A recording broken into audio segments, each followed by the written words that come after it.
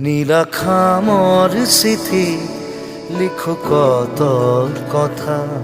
তুমি মোর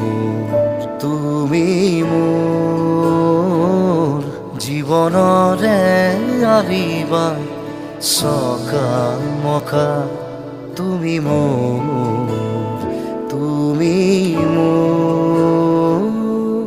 কাহিনীর মাজতে কাহিনী